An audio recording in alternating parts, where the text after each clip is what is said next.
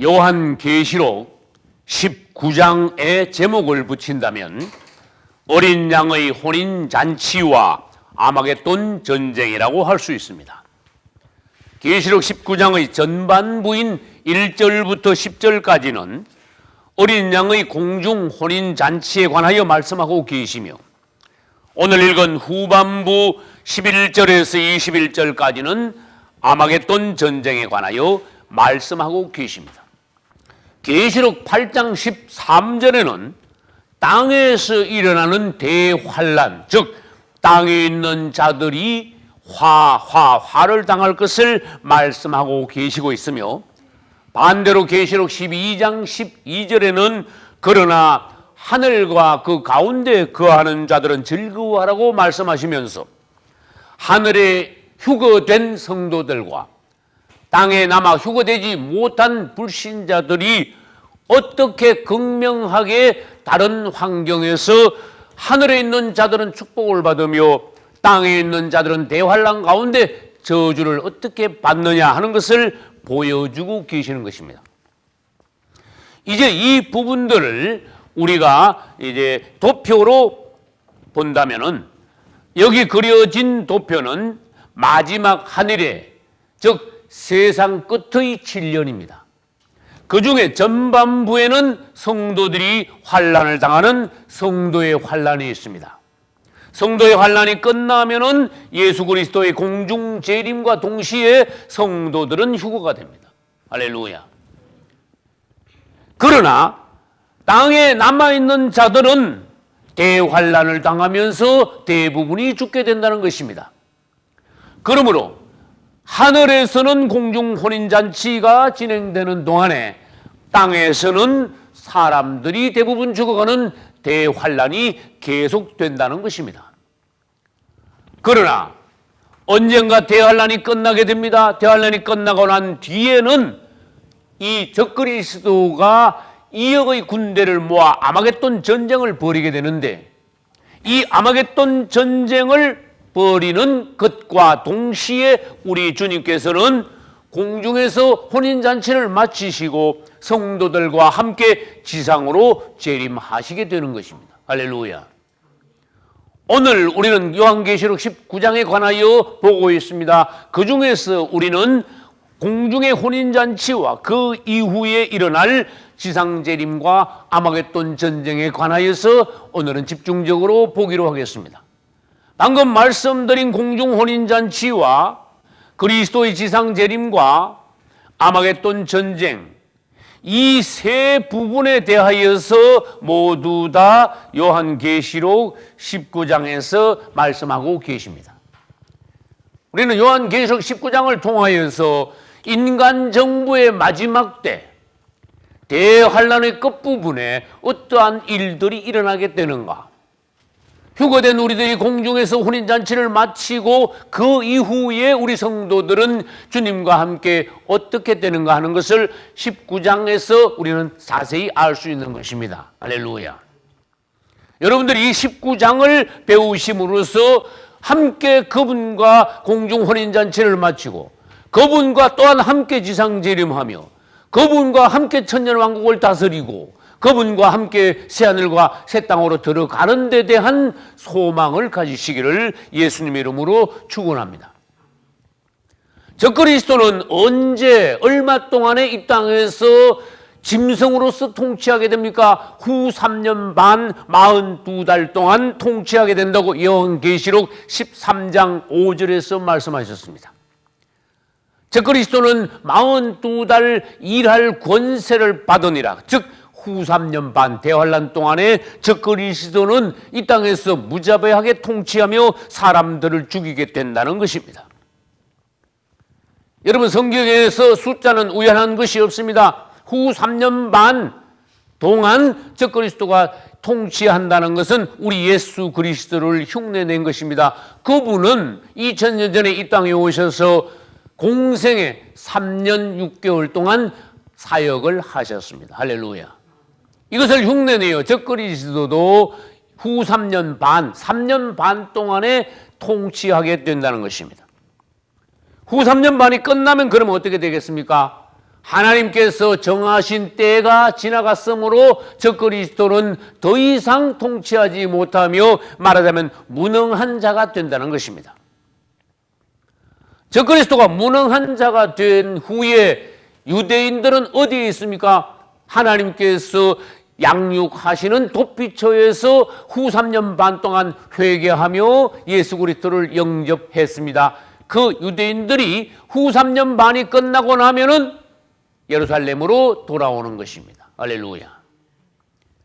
예루살렘으로 유대인들이 돌아오면 가장 먼저 할 일이 무엇이겠습니까? 예루살렘 성전으로 갑니다.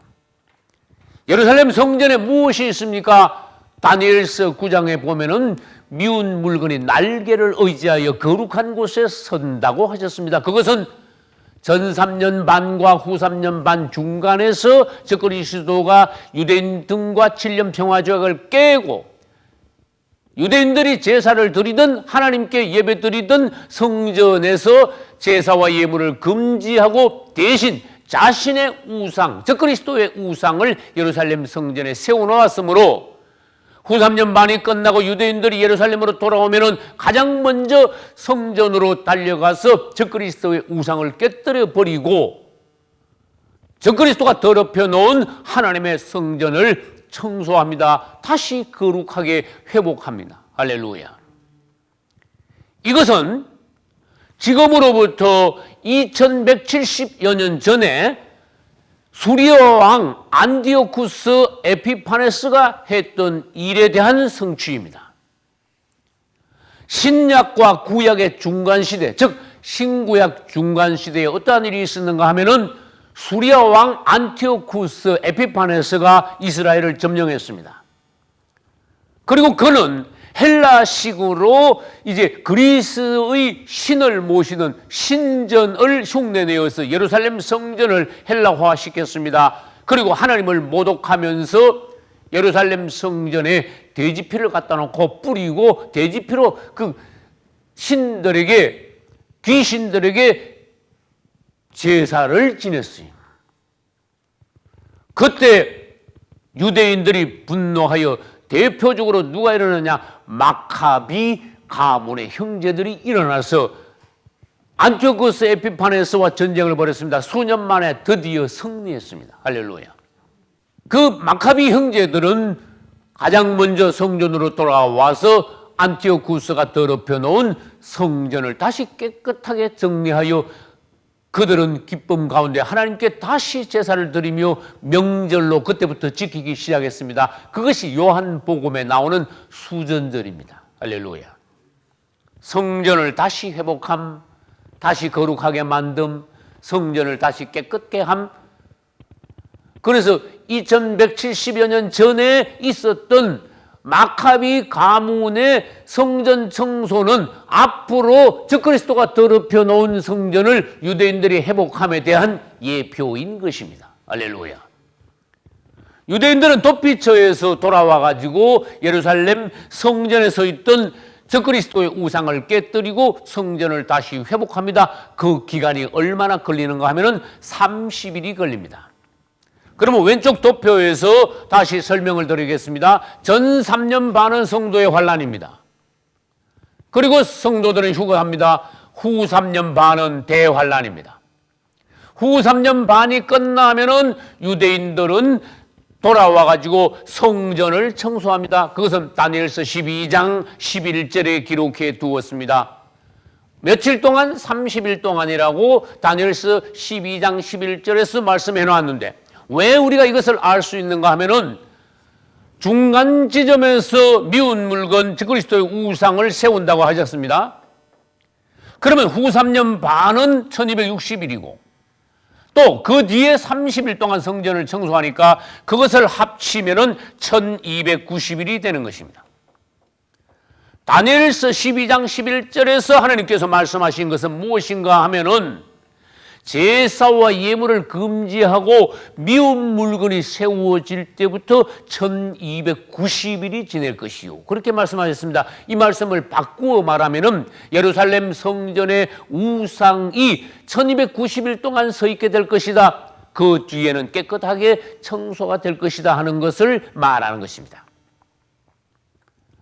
그래서 유대인들이 이제 돌아와서 청소를 하게 됩니다. 그러면 무능해진 적그리스도이지만 적그리스도는 아직도 죽지 않았습니다. 그냥 있지 않습니다.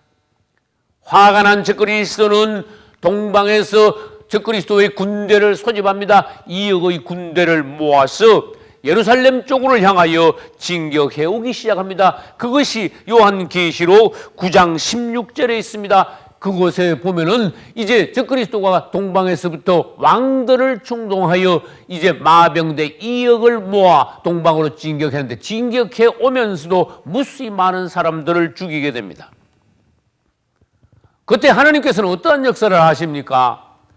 이 2억의 어마어마한 군대들이 강을 건너오기가 불편하니까 유브라데 강을 말려버리신다는 것이 요한계시록 16장 12절에 나옵니다. 그분은 유브라데 강을 말림으로써 적그리스도의 군대가 쉽게 건너서 예루살렘 근처에 집결하도록 일부러 그렇게 만드시는 것입니다. 이제 적그리스도의 군대는 유브라데 강을 건너서 예루살렘 쪽으로 진격해 와서 머깃도 평야에 집결합니다. 그것은 요한계시록 16장 16절에 있습니다. 계시록 16장 16절을 제가 보겠습니다. 새 영이 히브리어로 아마겟돈이라 하는 곳으로 왕들을 모으더라. 세상의 왕들과 또 그들 수하에 있는 군대들을 모아서 적그리스도는 아마겟돈에 집결하게 한다는 것입니다. 이 아마겟돈이 무엇인가 하면은 머깃도입니다. 머깃도에서 아만 붙이면 아마겟돈이 됩니다. 그래서 이 아마겟돈에 집결함으로써 이것을 아마겟돈 전쟁이라고 불리게 되었으며, 적그리스도가 2억의 군대를 모아 동방에서부터 머깃도까지 오는 시간이 45일이 걸린다는 것입니다. 그래서 아까 본 왼쪽 도표에서 다시 설명을 드린다면 후 3년 반이 1260일이고 유대인들이 돌아와서 예루살렘 성전을 청소하는 것이 30일 걸리고, 그 뒤에 화가 난 적그리스도가 2억의 군대를 모아 아마겟돈까지 집결하는데 45일이 걸립니다. 그래서 그 날짜를 모두 다 합치면 1260일, 30일, 45일 모두 다 합칠 때 1335일이 된다는 것입니다. 이것은 다니엘서 12장 12절에 있습니다. 기다려 1345일까지 기다리는 사람은 복이 있을지로다. 할렐루야. 여러분, 이 말씀은 해석하기 어렵습니다. 즉 기다려서 1335일이 될 때까지 있는 사람들은 복이 있다. 왜 복이 있습니까? 그분을 만나게 된다는 것이. 다시 말해서 적그리스도 우상을 세우고부터 1335일이 되는 때 전쟁이 일어나는 것 같지만은 사실 그날 그리스도께서 지상 재림하시는 날이기 때문에 그때까지 기다리는 자는 복이 있으리로다. 할렐루야. 그러나 사실 우리는 어떻습니까? 우리는 이미 휴거되어 공중에서 어린 양의 혼인잔치를 마치고 그분과 함께 내려오는 중입니다.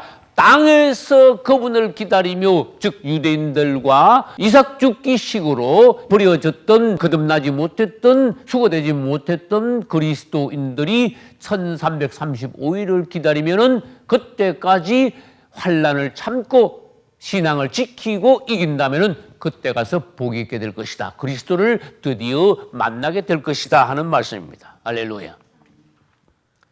우리 예수님은 일부러 적그리스도의 군대를 모아서 아마겟돈에 집결하게 하십니다. 이것을 성경에서는 무엇으로 비유하셨는가 하면은 유대인들이 포도 농사를 지어서 이 포도를 즙을 짜기 위하여 포도즙 틀, 큰 목욕탕 같이 생긴 포도즙 틀에다가 포도를 집어넣고 밟아서 터뜨려 포도즙 틀을 내는 유대인들과 같이 2억의 군대를 머깃도 평야에 모으는 것을 진노의 포도즙 틀에 포도를 모으시는 것에 성경은 비유하셨습니다. 이제 그리스도께서 성도들을 데리고 적그리스도의 군대가 아마겟돈에 집결함과 동시에 공중에서 지상으로 재림하십니다. 할렐루야.